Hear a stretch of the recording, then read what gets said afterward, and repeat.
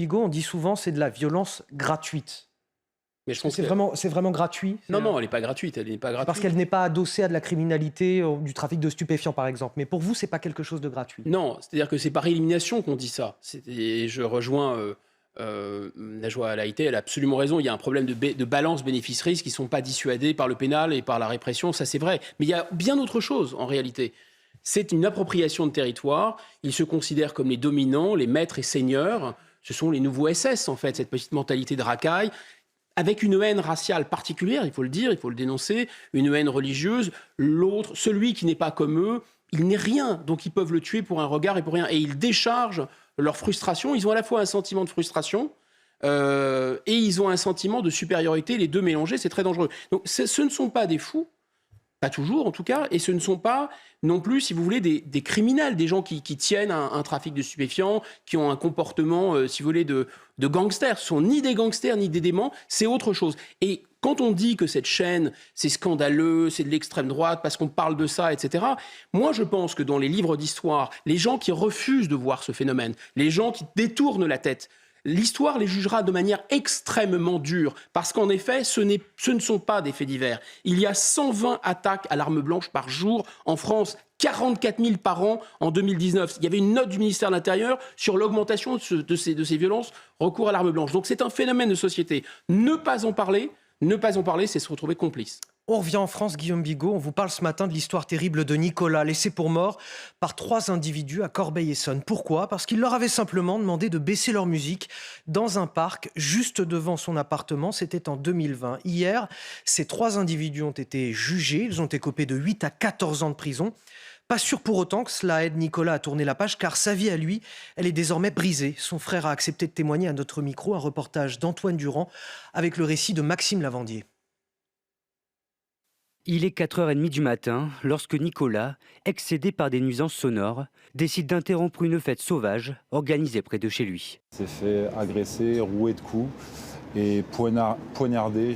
Ces agresseurs l'ont laissé dans son sang, dans une mare de sang, livré à lui-même. Et s'il n'avait pas eu son téléphone sur lui qui, par miracle, était resté près de lui dans ses poches, il serait certainement mort. Au total, il recevra 7 coups de couteau. Hospitalisé pendant plusieurs semaines, il fut opéré à maintes reprises. Plus de 2 ans après les faits, il tente de se reconstruire. Vraiment, petit à petit, il se reconstruit. Tout en étant vraiment quand même dans un état dépressif, solitaire. Il a pris quand même 40 kilos. Il reste handicapé d'une jambe. Ce vendredi, lors du procès, Nicolas a fait face à ses agresseurs.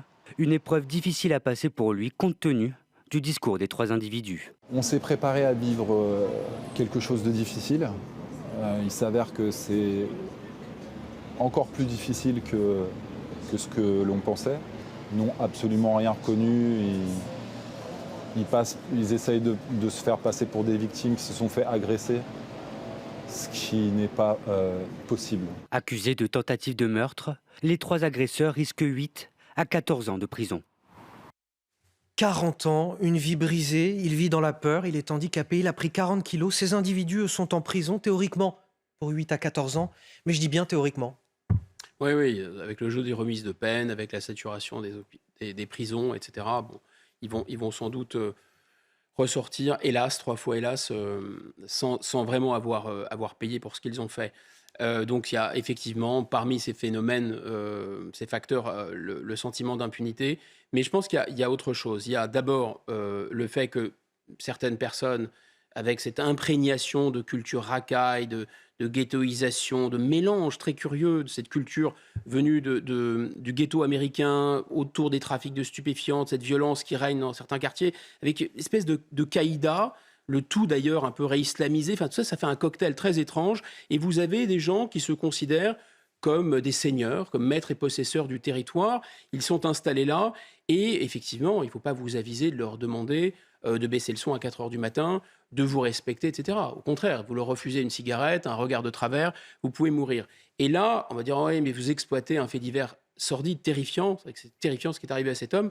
Mais je pense qu'on n'est pas dans le fait divers, on est vraiment dans le phénomène de société. D'ailleurs, il y a une note du ministère de l'Intérieur sur le recours aux armes blanches, et c'est tout ce mécanisme d'une violence très particulière qui est la violence dite gratuite. Moi, je pense qu'elle n'est pas gratuite.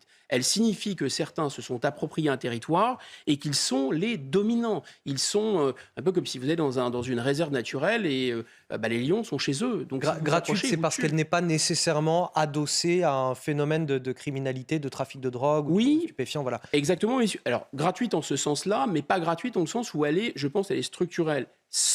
Alors, c'était le Figaro en février 2020 qui avait, c'est une statistique, moi, qui m'avait vraiment fait bondir, 44 000 attaques à l'arme blanche par an en France, 120 attaques à l'arme blanche par jour. Je crois qu'on ne peut plus vraiment parler si vous voulez, de faits divers. Il y a quand même un phénomène de société qui est derrière, où il faut s'interroger sur le comportement de certains qui considèrent que l'autre parce qu'il n'a pas votre couleur de peau, l'autre parce qu'il n'a pas votre religion, soyons clairs, hein, l'autre parce que c'est un Gaulois, c'est un objet sur lequel défouler, se déchaîner et déchaîner sa frustration.